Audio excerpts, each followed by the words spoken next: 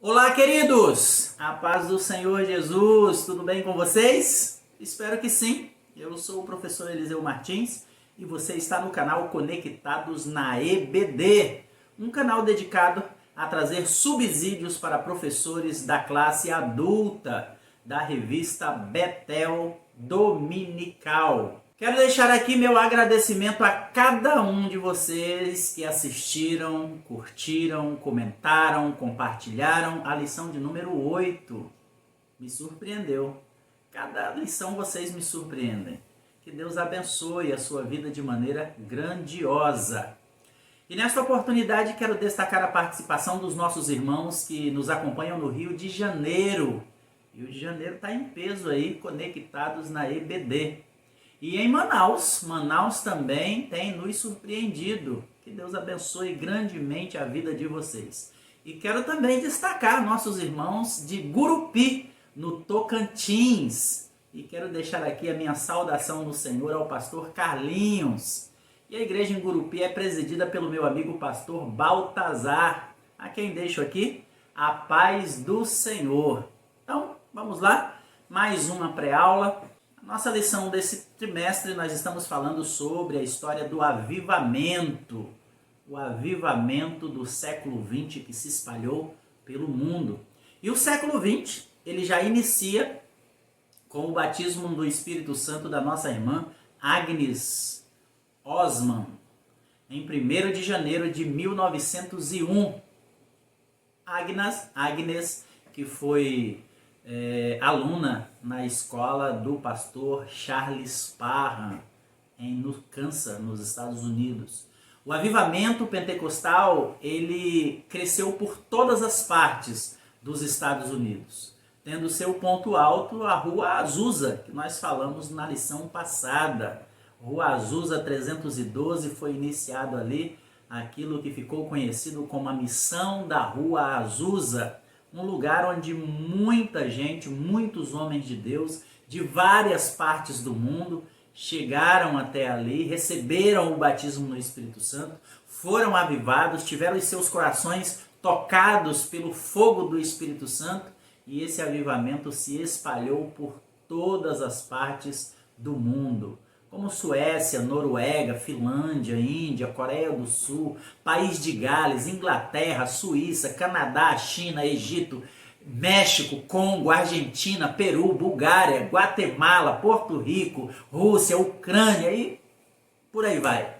Foi o poder de Deus espalhado pelo mundo, tendo início ali no início do século, dia 1º, com o batismo da nossa irmã Agnes, com a evidência de falar em línguas. No Brasil, nós tivemos aí nessa época Paulo Malaquias, que recebeu o batismo no Espírito Santo em 1908, no Rio Grande do Sul. E o pastor Leto Batista, o pastor Pedro Graudin, teve a mesma experiência em 1909, em Guaramirim, em Santa Catarina. Nesse mesmo ano, nós tivemos o batismo no Espírito Santo com evidência de falar em línguas do nosso irmão Carlos Andarme, pastor da igreja Leto Batista de Santa Catarina. Ele recebeu o batismo com o Espírito Santo com evidência de falar em línguas. E nessa mesma época chega ao Brasil o pastor Luigi Francescon. Houve batismo no Espírito Santo através do pastor Francescon no Paraná e também em São Paulo, dando origem à Igreja Congregação Cristã no Brasil. E em 10 de junho de 1911, a crente batista Celina Albuquerque, que seria a primeira crente batizada da Igreja Assembleia de Deus, recebeu o batismo no Espírito Santo na cidade de Belém, no Pará. Isso em confirmação à pregação pentecostal de Daniel Berg Gunnar Vingre, que trouxe a ministração, a doutrina do batismo no Espírito Santo com o falar em línguas como evidência. Dando início assim à missão apostólica que posteriormente seria chamada de Assembleia de Deus. Nas décadas de 40 e 50 são iniciadas então os movimentos de renovação espiritual entre os batistas tradicionais brasileiros, dando origem à Convenção Batista Nacional na década de 60.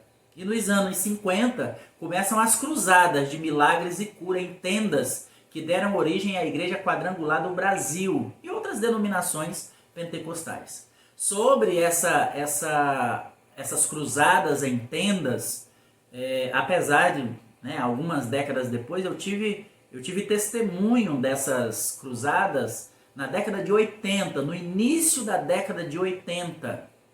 Ouvia-se falar no estado de Rondônia sobre grandes cruzadas evangelísticas feitas pela Igreja Quadrangular nessas tendas, onde era muito famoso os missionários que ministravam com libertação, cura. Era um negócio que, quando a gente ouvia falar, a gente ficava arrepiado. Era muito poder de Deus, era a graça de Deus derramada nessas reuniões. Na década de 60 e 70 irrompeu o avivamento pentecostal entre os presbiterianos e os metodistas, que deu origem a dois destacados movimentos no nosso país: a Igreja Presbiteriana Renovada e os metodistas wesleyanos. Então nós temos aí uma síntese do que aconteceu em relação ao movimento pentecostal no Brasil desde o início do século até ali pela década de 70, 80.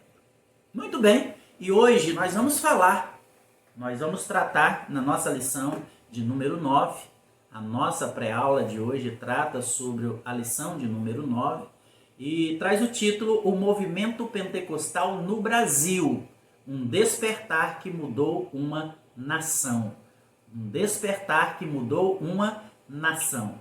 Nós podemos, assim como nós temos na história antes e depois de Cristo, nós podemos ter na história do Brasil antes e depois do movimento pentecostal.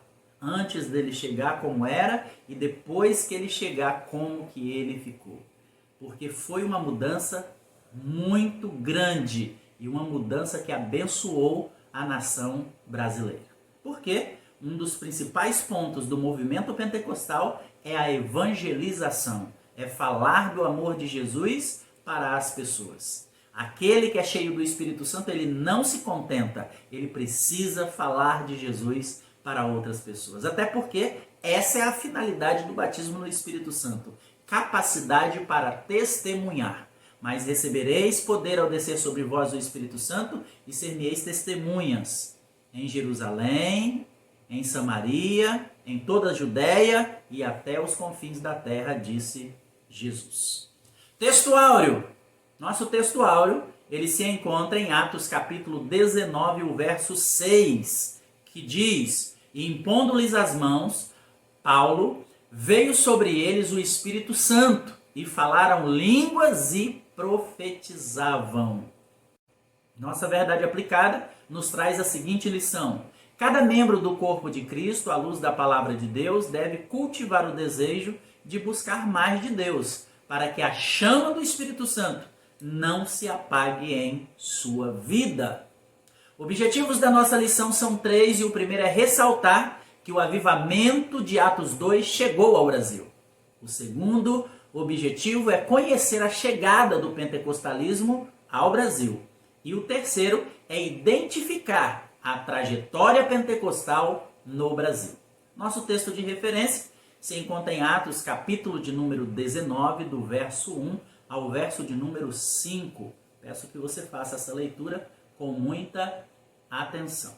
Motivo de oração: devemos orar para que Deus conserve a chama pentecostal no nosso país. Que Deus possa continuar levantando homens e mulheres de corações aquecidos para falar do seu amor, para testemunhar das suas maravilhas àqueles que ainda não conhecem Jesus. E mais, que eu e você possamos ser um desses, de coração aquecido, cheio de ousadia, cheio de graça de Deus, para falar do seu amor àqueles que se encontram perdidos. Esboço da nossa lição: nós temos 3 tópicos a serem tratados: o protopentecostalismo, os precursores do pentecostalismo no Brasil e o avivamento pentecostal no Brasil são os nossos tópicos da lição de hoje. Muito bem, nesta lição abordaremos as primeiras experiências do batismo no Espírito Santo com evidência do falar em línguas no Brasil, as experiências pentecostais de Daniel Berg e Gunnar Wring antes da chegada ao Brasil e a evolução do pentecostalismo com a chegada dos dois missionários a Belém do Pará, onde ensinaram a doutrina pentecostal. Então, é sobre isso que nós vamos tratar nessa lição.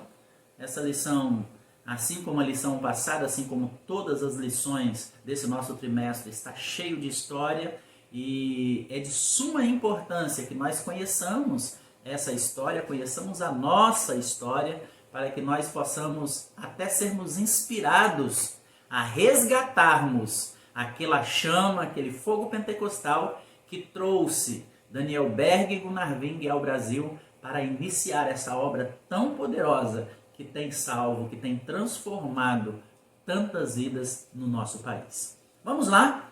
Tópico 1, o protopentecostalismo. Começando pela definição, o prefixo proto significa primeiro, inicial, anterior, primário ou primitivo. Ele vem do grego protos.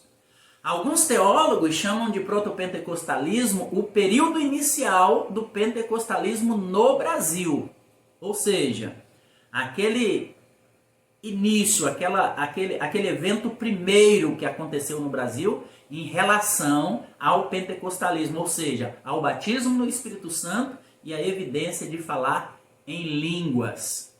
Durante muito tempo, boa parte dos assembleianos, boa parte de nós, pensamos, e era o que nós ouvíamos falar, que a primeira pessoa a ser batizada no Espírito Santo no Brasil fosse a irmã Celina Albuquerque, e que a primeira igreja pentecostal fosse a Assembleia de Deus. Ou mesmo que os primeiros missionários pentecostais a aportar em terras brasileiras fosse Daniel Berg e Gunnar Wring.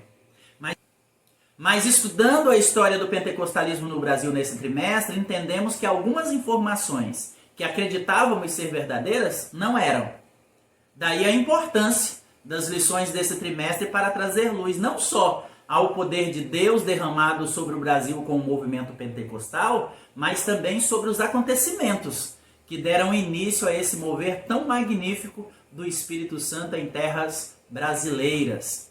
Há relatos de batismo com o Espírito Santo com evidência de falar em línguas anteriores à vinda dos primeiros missionários pentecostais ao Brasil, Daniel Berg e Gunnar Wring. Como, por exemplo, o Fritz Matsulat, como Paulo Malaquias, Pedro Graudin, entre outros. E alguns deles nós vamos tratar nessa nossa lição de hoje, que foram batizados com o Espírito Santo, com evidência de falar em línguas, antes de 1911 ou 1910, finalzinho de 1910 foi quando os missionários Daniel Berg e Gunnar Wring chegaram ao Brasil. Antes disso, já há relatos históricos de pessoas batizadas com o Espírito Santo, com evidência de falar em línguas em solo brasileiro. Vamos lá, começando aí, tópico 1.1, a experiência pentecostal de Fritz Matsulat. Em meados do século XIX, ocorreu um forte movimento populacional oriundo da Europa em direção ao Brasil.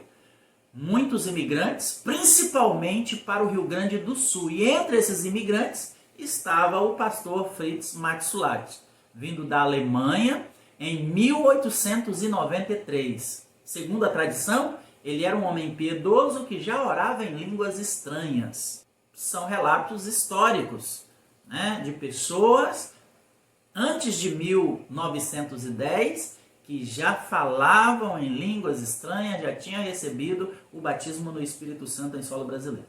Assim podemos falar da particular importância de Fritz Matsulat para o pentecostalismo brasileiro, por ele ser um dos pioneiros a serem batizados com o Espírito Santo, com a evidência das línguas estranhas no Brasil, conforme nós temos nos registros.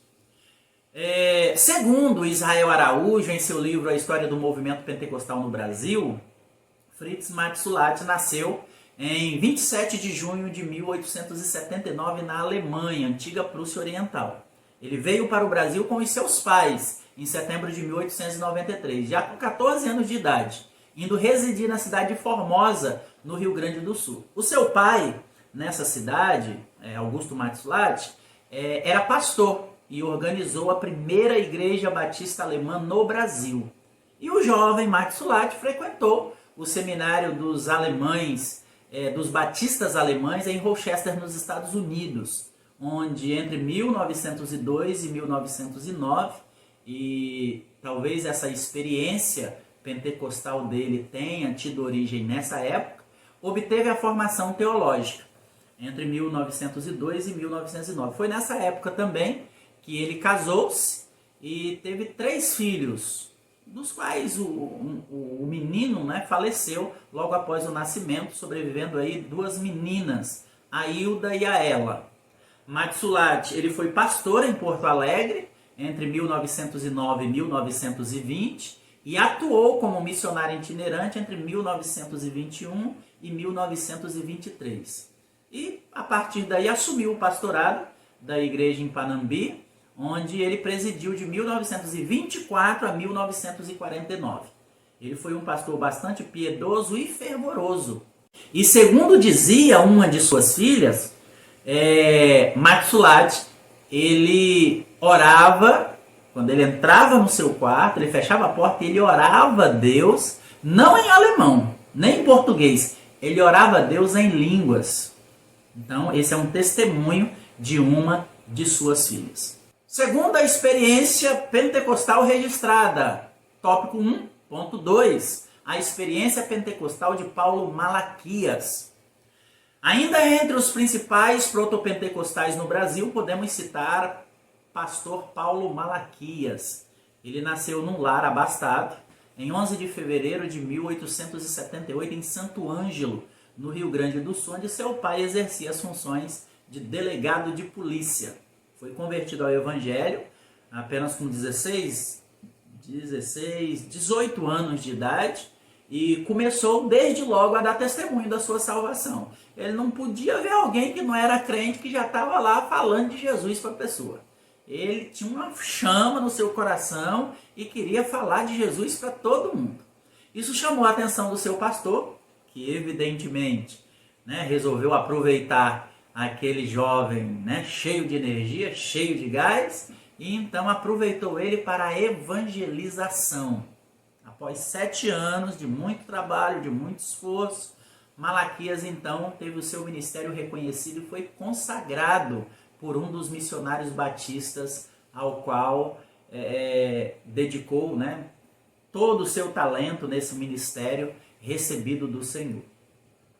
Ele empenhou-se assim de uma maneira espetacular, de corpo, alma e espírito. Ele se doou de fato para a evangelização. A evangelização feita por ele foi especialmente na região do estado do Rio Grande do Sul, onde ainda não tinha sido atingido pelo evangelho. Então ele desbravou aquilo ali tudo. Ele foi perseguido, maltratado, preso, espancado, teve uma situação, uma vida, um ministério muito doloroso, mas tudo isso por amor ao Evangelho. E quando a gente fala de perseguição, de maus tratos, fala de prisão, a gente fica pensando, mas no Brasil isso? No Brasil. Porque nós vivemos alguns períodos no Brasil em que havia uma perseguição religiosa. Uma perseguição religiosa por parte da Igreja Católica. E o primeiro período foi o período colonial, entre 1530 e 1815. Durante o período colonial, a religião católica não admitia nenhuma outra religião no Brasil. Então, todas as religiões que vinham para o Brasil acabavam tendo um problema com eles, acabavam sendo perseguidos. Tanto que é dessa época o sincretismo religioso, porque começaram a trazer os negros da África para trabalhar como escravos no Brasil e eles trouxeram suas religiões. como as suas religiões não podiam ser praticadas abertamente, o que eles faziam? Pegavam as imagens da Igreja Católica, os santos da Igreja Católica, traziam, né, para as suas casas, traziam para o lugar onde eles residiam, e eles faziam então os seus cultos em torno dessas imagens. E aí os católicos pensavam que eles estavam fazendo culto às imagens, aos santos católicos, e na verdade eles estavam fazendo culto aos seus orixás. Então, por isso que hoje nós temos, no meio da religião de matriz africana, tantos santos. Eles estão lá, mas na verdade, eles não representam o que eles representam na Igreja Católica. Na verdade, representa as entidades da religião de matriz africana. Então esse foi o primeiro período, o período colonial. O segundo período foi o período joanino, entre 1808 e 1820. Esse período é o período em que a família real se mudou para o Brasil. Com essa mudança, houve uma abertura dos portos brasileiros às nações amigas. E com esse decreto, várias pessoas imigraram para o Brasil. Dentre eles, muitos ingleses. E os ingleses é de uma matriz protestante. Então, eles vieram para o Brasil e agora, evidentemente, queriam exercer a sua religião.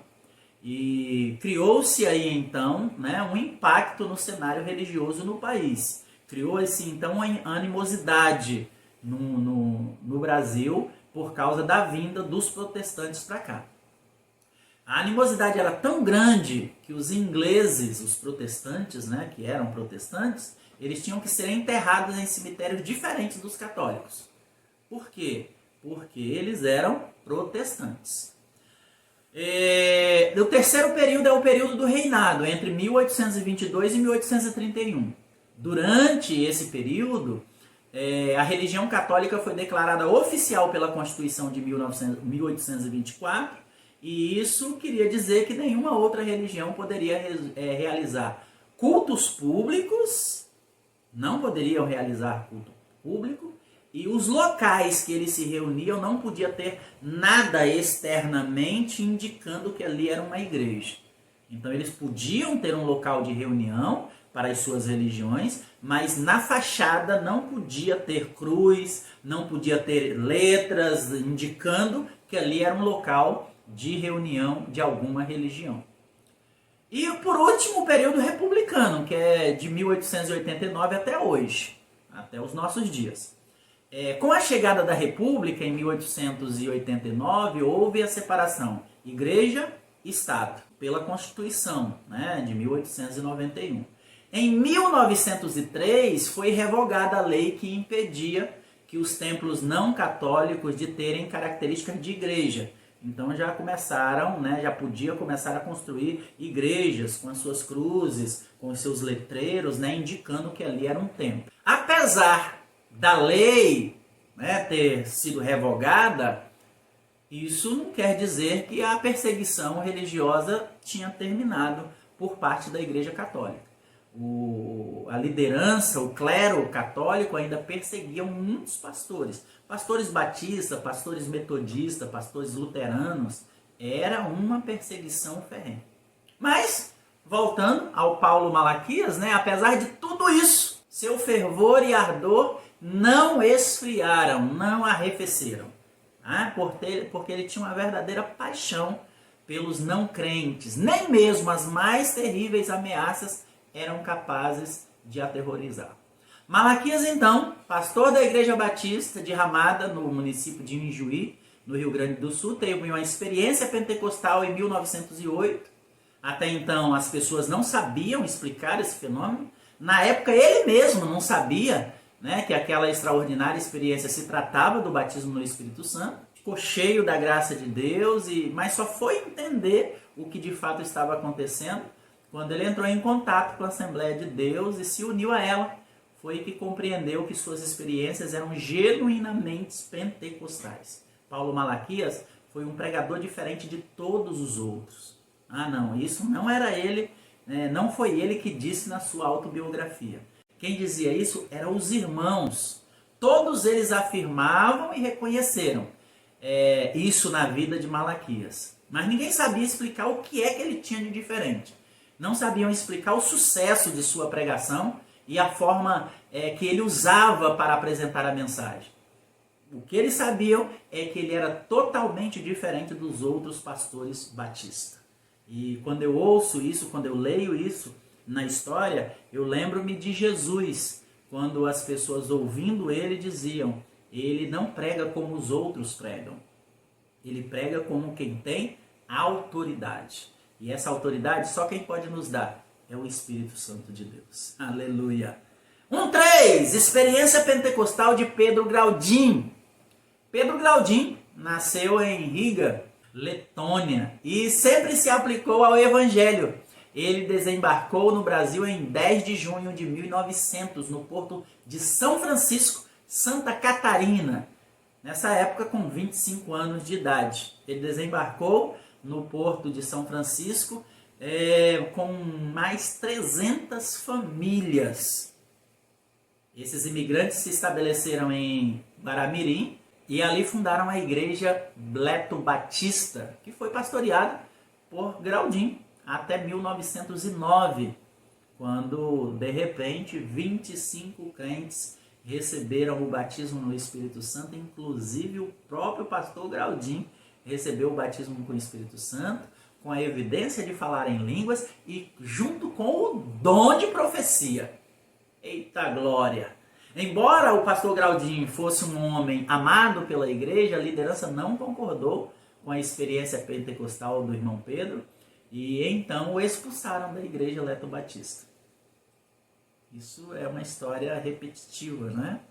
Repetitiva. Nós vimos isso na vida de pastores na Escócia, nós vimos isso na vida de pastores nos Estados Unidos, nós vimos isso na história de Daniel Berg Gunnar Wingre, nós vemos isso na história de Pedro Graudin. Então ele, como um bom servo de Deus, sem protestar, ele retirou-se da comunidade batista. E não poucas vezes assistiu os cultos do lado de fora da igreja. Ele não podia entrar na igreja, era proibido, foi expulso, mas ele queria continuar cultuando com os irmãos, até porque os irmãos gostavam dele, né? E ele gostava dos irmãos. Então ele ficava do lado de fora do culto, cultuando ao Senhor ali durante o período do culto, enquanto os irmãos estavam dentro, ele estava do lado de fora, se enchendo do Espírito Santo. A história conta que às vezes ele recebia profecia. O Espírito Santo tem umas maneiras, né, meio estranhas de trabalhar. Ele recebia as profecias e ele passava as profecias para os irmãos durante o culto. E ele profetizava do lado de fora e os irmãos, né, do lado de dentro, do outro lado da parede, recebiam as profecias, né, transmitidas pelo nosso irmão Pedro Graudin. Então, o irmão Graudin, ele jamais tinha ouvido alguém falar em línguas estranhas ou profetizar, mas ele recebeu isso de Deus e ele tinha plena convicção pelo Espírito Santo que ele tinha recebido uma grande bênção do Senhor. A presença de Deus na vida de Graudin era tão surpreendente que às vezes ele profetizava para ele mesmo. Tá? E uma dessas profecias foi a seguinte, ele profetizando para ele mesmo: a experiência que você está passando é o prenúncio do nascimento de uma grande família. Isso ele profetizando para ele mesmo. A grande pergunta na época é o que Deus queria dizer com isso. A resposta para essa pergunta só veio 2 décadas depois. O irmão Pedro, então, pôde compreender que a grande família que Deus tinha falado para ele através de profecia era o povo pentecostal que surgiria no Brasil. Apesar de todas as suas dificuldades em relação à igreja, ele incentivava sempre os crentes a buscar em oração e consagração poder de Deus para as suas vidas. Mas mesmo separado das atividades da sua igreja, Graudin continuou durante 24 anos servindo a Deus em sua casa. E isso foi assim até a chegada do pastor André Bernardino na sua cidade, em 1933. Bernardino viajara juntamente com alguns crentes da Assembleia de Deus em Joinville até Guaramirim para constatar informações que ele tinha recebido de um crente da igreja presbiteriana. Ele recebeu informação desse crente presbiteriano, ele chegou na cidade pregando sobre o batismo no Espírito Santo, com a evidência de falar em língua e tal, aquela empolgação, talvez como alguém que estivesse trazendo alguma coisa nova para aquele povo. E um crente da presbiteriana olhou para ele e falou: pastor, na cidade do interior tem um povo que já recebeu esse negócio aí. A história não deixa claro para nós, mas quem sabe o pastor Bernardino tenha ficado curioso, né? E o que nos leva a pensar que ele ficou curioso é que ele quis conhecer esse povo. Então, ele reúne uma equipe e ele se desloca então para Guaramirim, para conhecer esse povo que tinha recebido o batismo no Espírito Santo antes que ele chegasse no estado. Então, sem saber que a comitiva pentecostal estava a caminho de sua casa, Graudinho começou a orar em voz alta, falando em línguas estranhas e profetizando: hoje chegarão neste lugar os enviados do Senhor, que eu esperei por 24 anos. Eles estão chegando. A família de Graudinho, ao ouvir isso, ficou extremamente aterrorizada, pensando que ele estava ficando louco. E decidiram levar ele para o manicômio em Florianópolis. Mas quando eles estavam ali com esses pensamentos, quem sabe já arrumando as coisas, discutindo, quando levariam, para o espanto de todos, chega a residência dos Graudinho, uma carroça cheia de crente, cantando, glorificando, profetizando, todo mundo chorando, cheio do Espírito e abraçando aquele pentecostal desconhecido, isolado, abandonado ali no cantinho, expulso da igreja. Os visitantes que vieram de Joinville permaneceram ali 3 dias na casa de Graudinho. Realizaram alguns cultos, várias pessoas se converteram ao Evangelho, se converteram a Jesus através dessas reuniões. Aí, a sua família e um grupo de irmãos que vieram da Igreja Batista e da Igreja Adventista passaram então a frequentar a congregação da Assembleia de Deus, que surgiu na casa do pastor Graudinho, na localidade de Jacuaçu. Então o ex-pastor Batista tornou-se um extraordinário obreiro da Igreja Assembleia de Deus. As experiências pentecostais de Pedro Graudinho fazem parte das mais remotas citações do batismo no Espírito Santo, com a proeminência das línguas estranhas e do recebimento do dom de profecia no Brasil. Pastor da Igreja Leto Batista, em Santa Catarina, Graudinho foi batizado com o Espírito Santo, além de receber o dom de profecia. E em 1933, após a visita do pastor André Bernardino à sua cidade, Graudinho passou então a fazer parte da membresia da Assembleia de Deus no Brasil. Esse foi o nosso primeiro tópico. Esse primeiro tópico falando aí a respeito de homens que receberam o batismo no Espírito Santo com a evidência de falar em línguas antes da chegada dos missionários Daniel Berg e Gunnar Wingre ao Brasil. Vamos ao nosso tópico 2, os precursores do pentecostalismo no Brasil. Ano? Era 1910. E conforme os registros históricos, alguns homens que já tinham tido a experiência do batismo no Espírito Santo chegam ao Brasil. Vindo de onde? Dos Estados Unidos. Tiveram uma passagem por onde? Rua Azusa, 312, na missão da Rua Azusa com o pastor William Seymour. Muito bem, e esses homens chegaram ao Brasil anunciando a mensagem pentecostal, dentre eles o italiano Luigi Francescon, que organizou a primeira congregação cristã em São Paulo, e os suecos Daniel Berg e Gunnar Wingre, que organizaram a Assembleia de Deus no Pará. Vamos falar um pouquinho sobre o Luigi Francescon. E é necessário a gente falar, apesar dele, né, não ser o ponto, o foco da nossa lição e nem desse tópico, mas vamos falar um pouquinho a respeito dele, para nós entendermos algumas situações, né, que acontecem em relação à congregação cristã e à Assembleia de Deus. Vamos lá.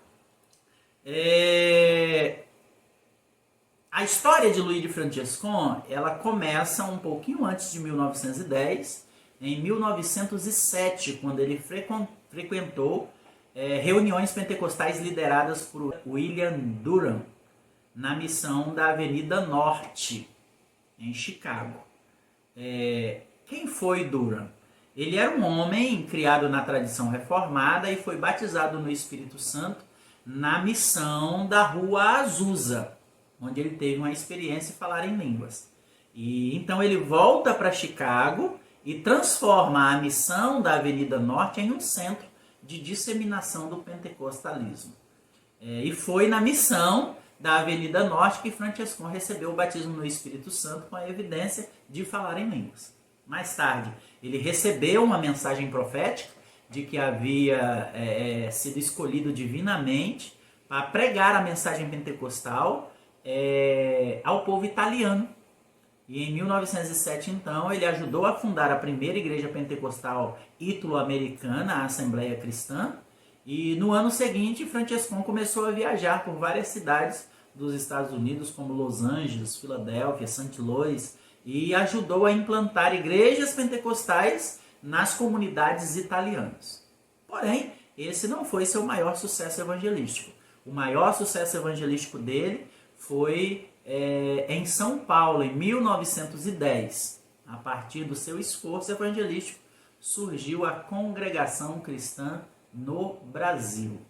Ele chegou ao Brasil, começou a pregar em São Paulo, não teve muito sucesso, foi para o Paraná, ali ganhou algumas almas, depois ele retornou novamente para São Paulo e começou a conversar com os irmãos da presbiteriana, ele era presbiteriano, e começou a conversar com os irmãos da presbiteriana do Brás. Alguns membros aceitaram a mensagem pentecostal, assim como alguns batistas, alguns católicos, e aí surge a primeira congregação cristã organizada no Brasil.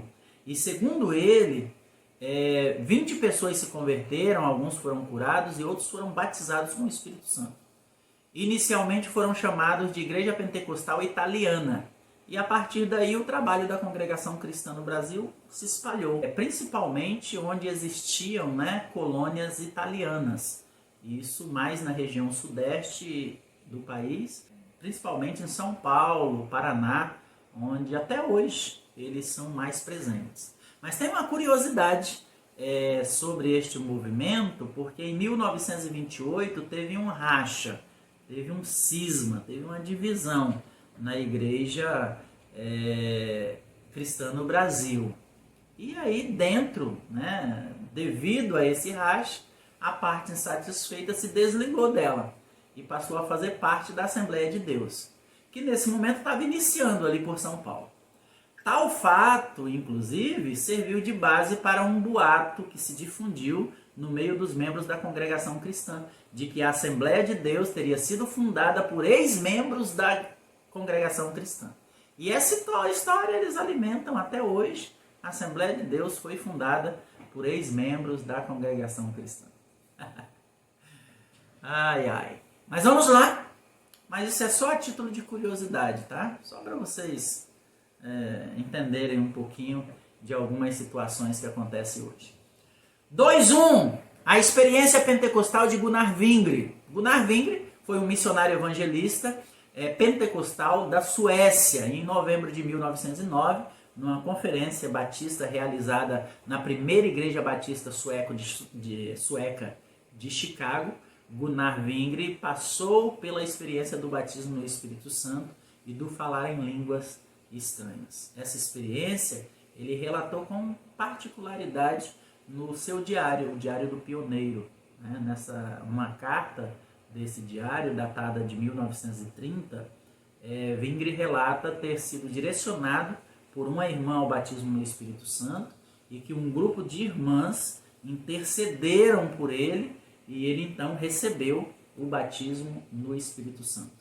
Ainda em 1909, um ano antes dele embarcar para o Brasil com Daniel Berg. 2.2, a experiência pentecostal de Daniel Berg. Daniel Berg foi pastor pentecostal na Suécia e juntamente com Wingre iniciou o movimento que deu origem à Assembleia de Deus no Brasil.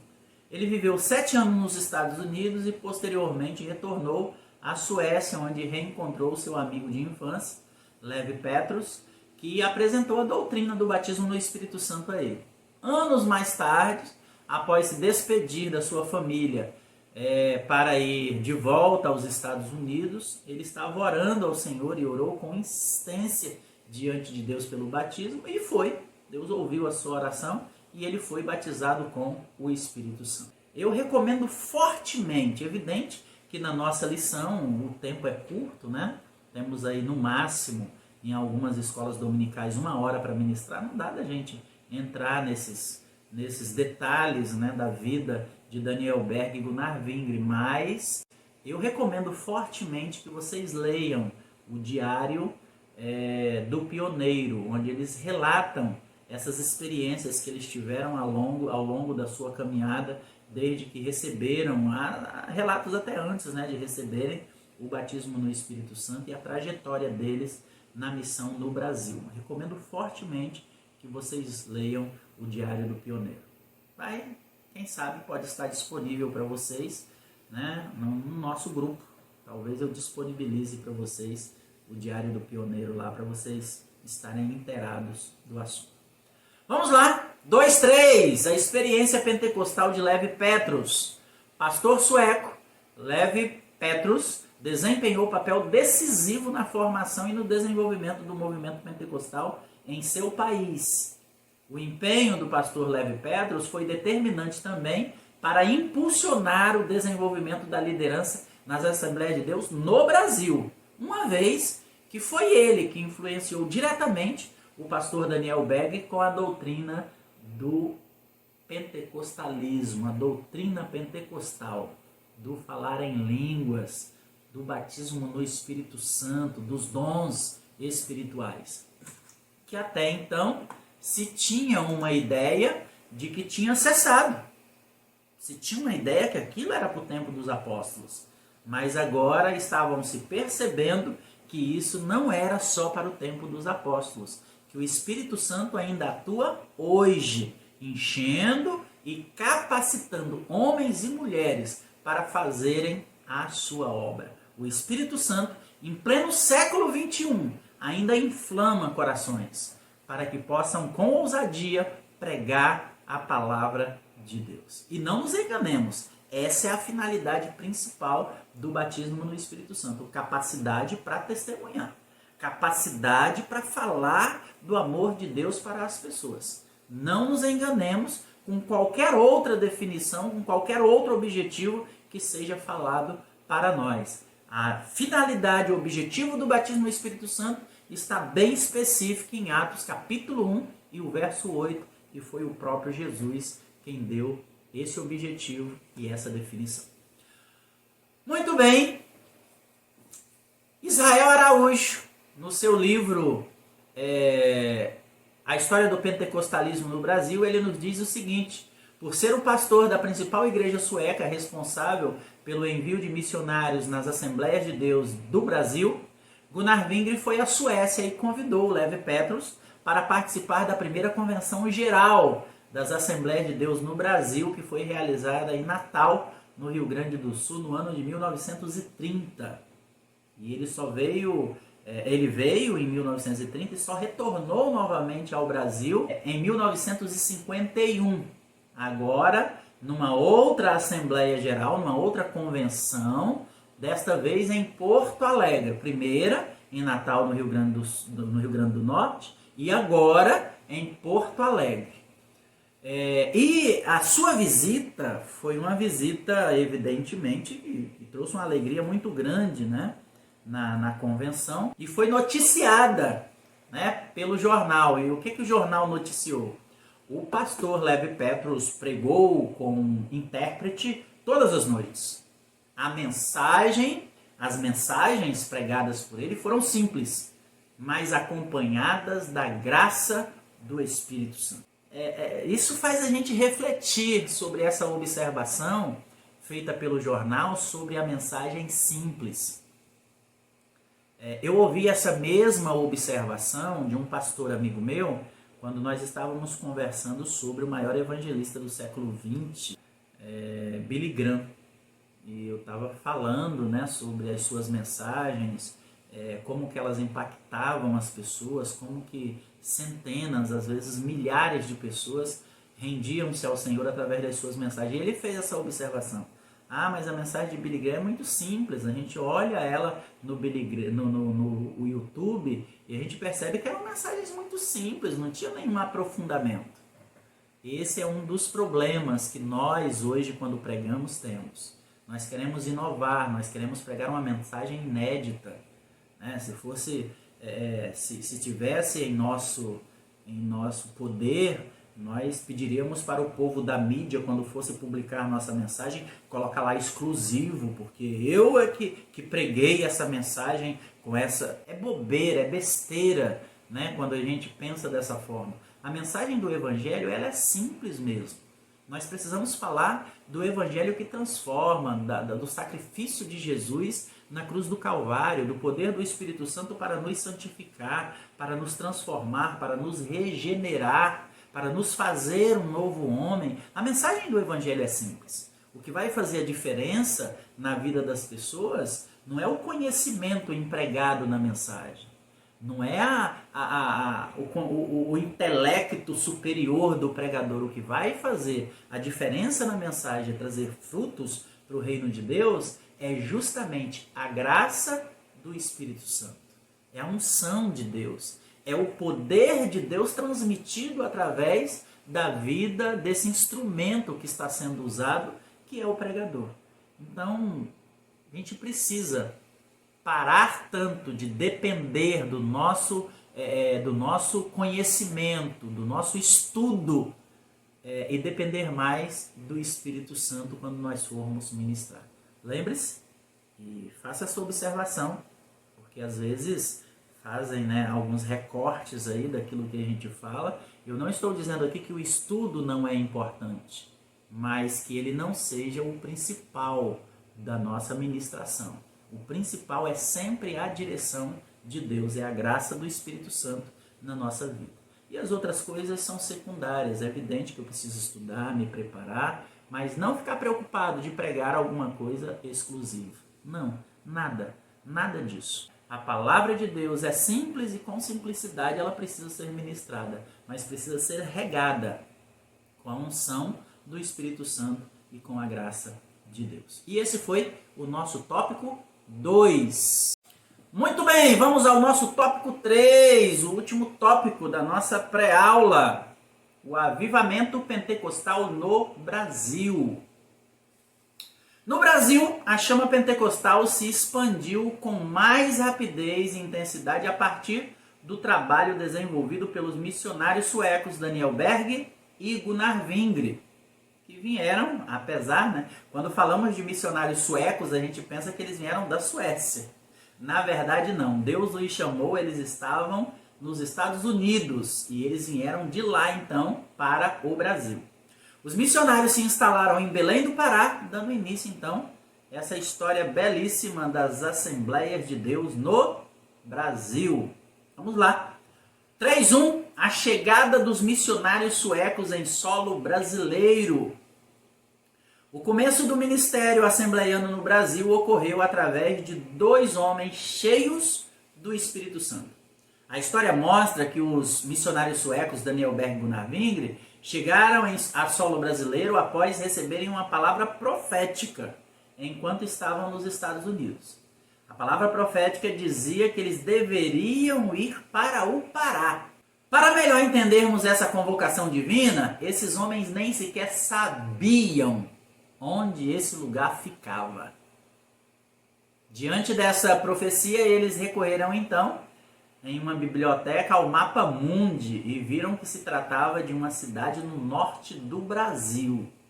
E eles então se prepararam e encaminharam-se para o Pará, onde Deus tinha ordenado que eles fossem pregar o Evangelho. Logo que eles desembarcaram, uma das primeiras preocupações que eles tiveram, evidentemente, foi falar, foi buscar, na verdade, como aprender o idioma local. A história conta que logo que eles desembarcaram aqui, eles puderam ouvir a língua portuguesa e lembraram da língua que foi falado com eles na profecia. Então, dá a entender que a profecia que foi falado a eles foi falado em português e traduzido para eles, interpretado para eles. E eles então vieram, desembarcaram e logo procuraram aprender, estudar a língua portuguesa. Procuraram também ter contato com outros irmãos que falassem o inglês, para eles se inteirarem, e encontrou alguns irmãos, tinha muito imigrante nessa época em Belém do Pará, e também participavam dos cultos da Primeira Igreja Batista no Brasil. Por não terem dinheiro para pagar aulas de português, Daniel procurou um emprego e conseguiu uma vaga numa fundição.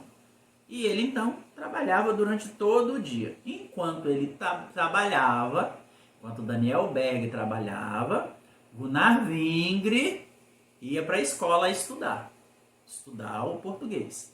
À noite, quando Daniel Berg chegava, Gunnar Vingre ensinava ele o que ele tinha aprendido na escola. E assim eles foram aprendendo o português. Daniel Berg trabalhava para sustentar eles e Gunnar Vingre estudava para eles fazerem a obra de Deus. E foi assim que eles aprenderam o idioma português. Muito bem, 3:2, as primeiras chamas do avivamento. Os missionários suecos Daniel Berg e Gunnar Vingre foram acolhidos no porão da Primeira Igreja Batista, onde permaneceram ali por 7 meses. Então, chegando ao Brasil, se apresentaram na Igreja Batista, eles eram batistas, e permaneceram ali na Igreja Batista durante 7 meses. Lá eles pregaram sobre a doutrina pentecostal. Alguns irmãos creram, e não só creram como começaram a buscar, e não só creram e começaram a buscar, como receberam.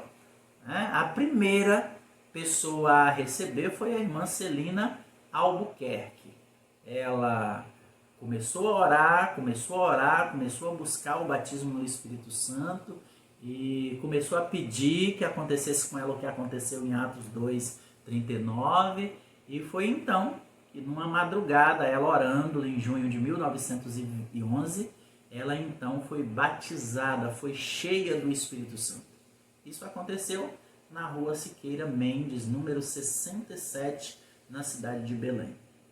Esse endereço é importante, porque foi lá que começou a primeira reunião, congregação da Assembleia de Deus.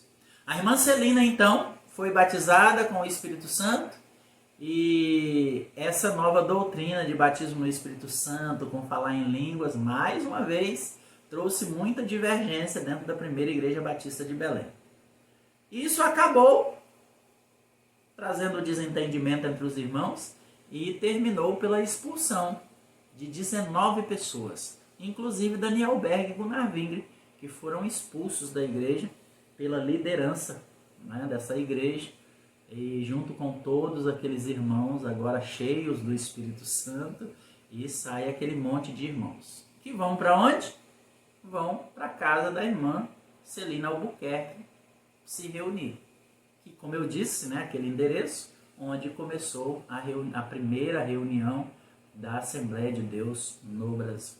3:3 é o nosso ponto 3 do tópico 3, o último tópico, o último ponto da nossa pré-aula. Vamos lá! As Assembleias de Deus no Brasil se alargaram no seu começo, especialmente entre os grupos mais simples da população brasileira. A história mostra que os desbravadores Daniel Berg e Gunnar Wingre enfrentaram muitos problemas, como o obstáculo do idioma, os riscos das florestas, os males tropicais, malária, febre amarela, né?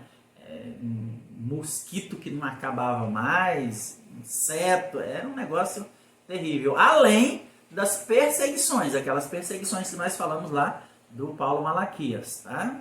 Além daquelas perseguições. Além das penúrias, das necessidades pelas quais eles passaram, né? Pois não eram sustentados financeiramente por nenhuma igreja ou auxílio missionário, alguma coisa do tipo. No entanto, o Senhor que os enviou ao Brasil supria todas as suas necessidades. E após o surgimento em Belém do Pará em 1911, a princípio como Missão da Fé Apostólica, que foi o primeiro nome que a Assembleia de Deus teve, nenhuma denominação evangélica teve um crescimento tão acelerado e significativo como a Assembleia de Deus no Brasil. Em pouco tempo, a missão que nasceu em Belém do Pará alcançou muitas vilas e cidades, até chegar aos grandes centros. Fortaleza, São Paulo, Rio de Janeiro, e foi se espalhando pelo Brasil, se tornando a maior denominação pentecostal do mundo. Tudo começou ali no Pará, em 1911. A segunda cidade, a segunda capital a chegar à Assembleia de Deus foi Fortaleza, no Ceará, ou o segundo estado, Começou no Pará, o segundo estado, Ceará, em 1914, Alagoas também em 1914, na Paraíba também em 1914, Pernambuco, 1916, no Amapá, 1916, Amazonas, chegou em 1917. A igreja foi estabelecida em 1918, a Assembleia de Deus do Amazonas, uma igreja imensa, uma igreja com mais de 1000 templos hoje, uma igreja muito grande, uma igreja muito abençoada por Deus.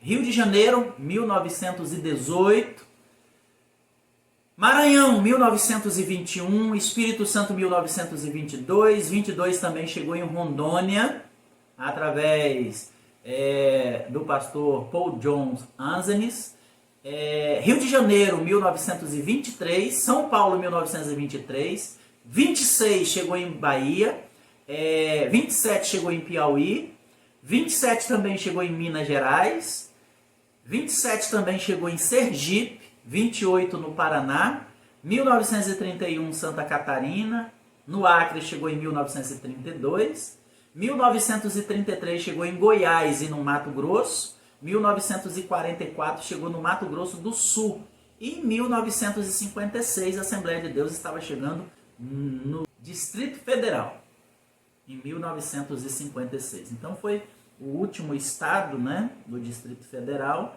a receber então a Assembleia de Deus no Brasil.